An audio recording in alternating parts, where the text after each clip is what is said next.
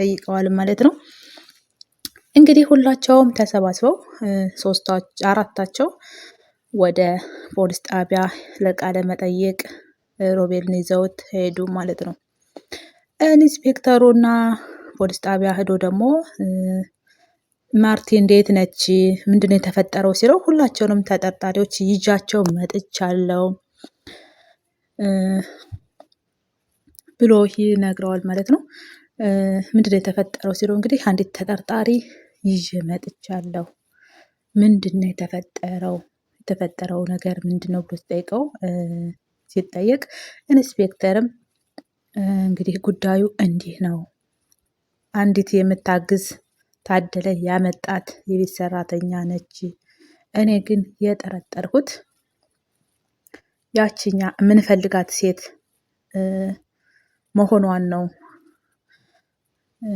ደግሞ የሚገርመው የሮቤል ፍቅረኛ መሆኗ ነው ምናምን ይለዋል ማለት ነው። ቃሉን የሚጠይቀው ፖሊስም ይህን ጉዳይ በጥብቅ መከታተል አለብን፣ ቸላ የሚባል ነገር አይደለም፣ ይሄ ጉዳይ መጨረሻ ላይ እየደረሰ ነው ብሎ ይጠይቀዋል ማለት ነው። ኢንስፔክተርም እንግዲህ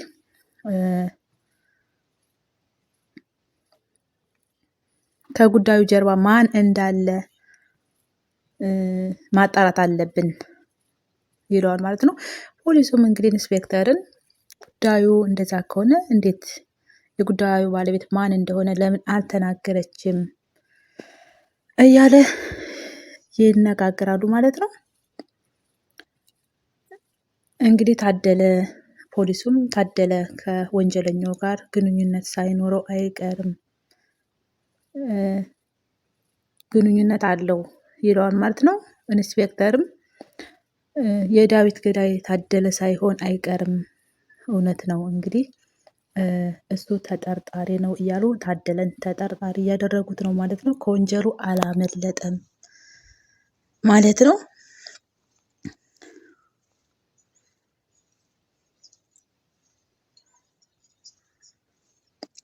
ፖሊሱም እንግዲህ ኢንስፔክተርን ልጅቷ አንተ ስታያት ወንጀለኛ ትመስላለች ወይ?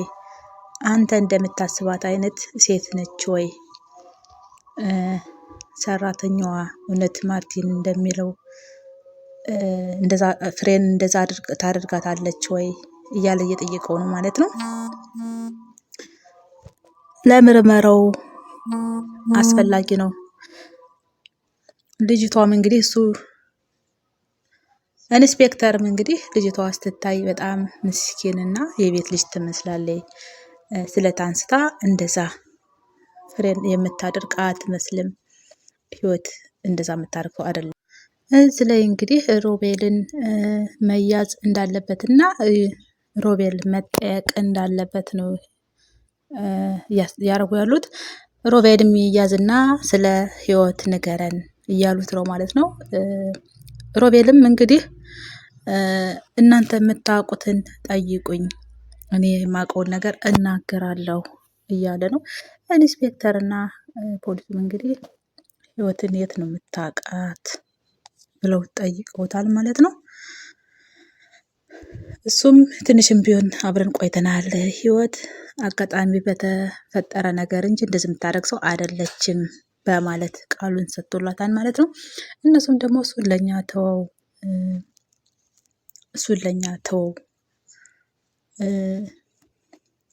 ስለት አንስታ አደጋ ማድረስ ጭካኔ ካላት ድንገት የሚባል ነገር የለም፣ እንዴት ነው የተዋወቃችሁት ሲባልም እሱን መናገር አስፈላጊ አይደለም በማለት እየመለሰላቸው ነው ማለት ነው።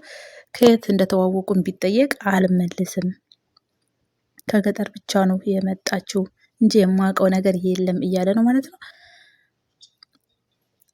ከገጠር ብቻ እንደመጣች ነው እየተናገረ ያለው። ብዙ ነገር ለማውራት ፈቃደኛ አይደለም ማለት ነው።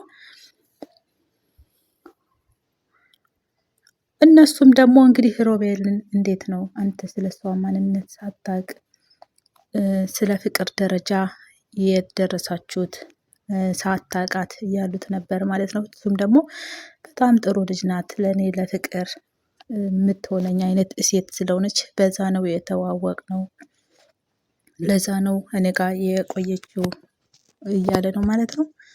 ጥሩ ልጅ እንደሆነች እየነገራቸው ነው። ዝምተኛም ነች፣ ሰውም አታስቸግርም፣ ጥሩ ልጅ ናት። እናንተ እንደምታስቧት አይነት ሴት አይደለችም እያለ ነው። እና ኢንስፔክተርም ደግሞ በድንገት ሰው የምትወጋ ሴት አይነት ሴት አይደለችም፣ ግን ደግሞ ወግታለች እያለ ኢንስፔክተርም ስለሷ አምሳ አምሳ ሆኖ እየተናገረ ነበር ማለት ነው። ሮቤልም እንግዲህ ከእኔ ማወቅ የምትፈልጉትን ብቻ ንገሩኝ፣ ጠይቁኝ፣ እኔም በፈቃደኝነት እመልሳለሁ እያለ ነው። እንግዲህ እነሱም ቃለ መጠየቅ ሲያደርጉ እንዴት ናት እሷ? ቁጡ ናት ወይስ ቀናተኛ ናት? ነጭናጫ ናት? እንዴት ነው ባህሪዋ?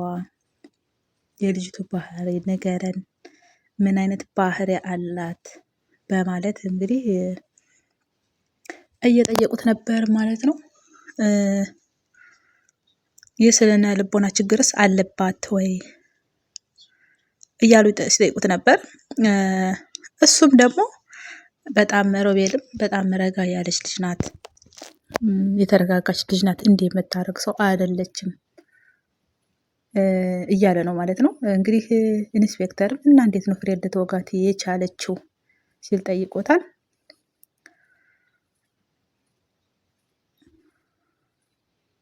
እሱም ደግሞ እንዴት ነው እንደዚህ ልትወጋት የቻለችው ብሎ እንትን ሲል እሱን እኔ አላቅም፣ እኔም ዛሬ ነው ያወቅኩት፣ የማውቀው ነገር እንደሌለ ነው እያለ ቃል እየሰጠ ያለው ማለት ነው።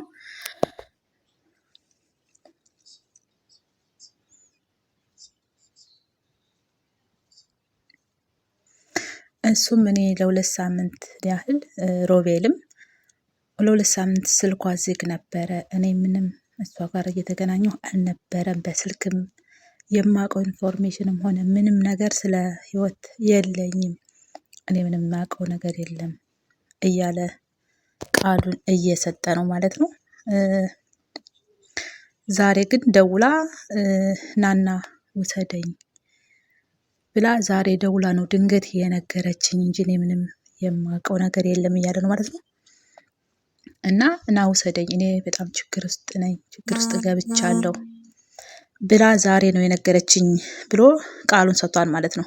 ኢንስፔክተርም እንግዲህ ሮቤልን እውነቱን ካልተናገርክና የተፈጠረውን ነገር ካልተናገርክ እዚህ ችግር ውስጥ አንተም ተጠርጣሪ ነህ፣ እውነቱን ነግረህ። ሮቤልም እንግዲህ እሷ ጨክና እንደምታደርግ ልጅ አይደለችም፣ ሊያጠቋት ሲሞክሩ ያደረገችው ድርጊት ከሆነ እንጂ ብሎ ቃሉን ሰጥቷል። እንግዲህ በእንትናን ህይወትን ወደ ፍርድ አቅርበዋታል፣ ቃል መጠይቅ አቅርበዋታል። እንግዲህ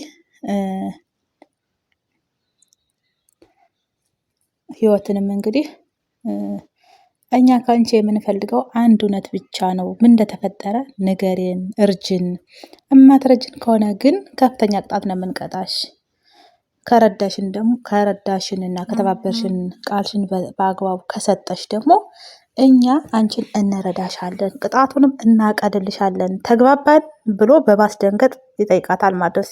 ኢንስፔክተርም እንግዲህ ፖሊሱም ደግሞ ታድለ የት ነው የሚያውቅሽ፣ የት ነው የምትተዋወቁት እያለ ስለታደለ ይጠይቃታል።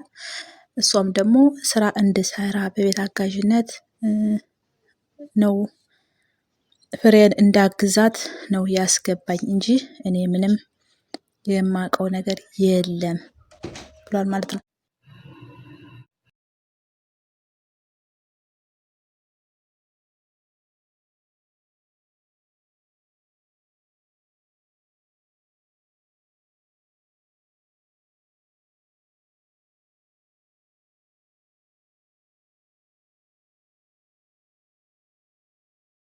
ቻት ነው እየተናገረ ያለው። ድንገት ስለቱን አግኝታ እንደወጋቻት ነው እየተናገረች ያለችው ማለት ነው።